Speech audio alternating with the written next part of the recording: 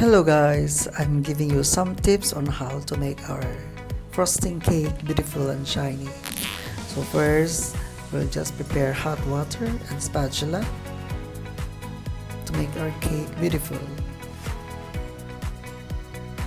After putting the frosting on our cake, we need to settle in the fridge for about 1 to 2 hours. Once settled, we will take it out and using this technique. So ayan lang po. So ididip lang po natin yung spatula sa hot water and then shine or even natin yung frosting. So you can watch my videos on my uploaded cake designs. So makikita niyo po doon yung ating cake is napaka-shiny. It's because of this technique that I'm doing.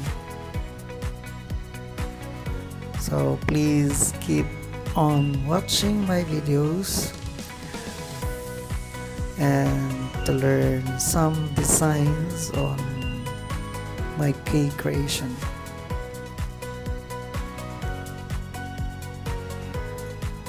So enjoy watching guys. Please don't forget to follow my page and my account, Tads Gonzago, in my page Tad's Vlog. See you next time on my next video. Bye.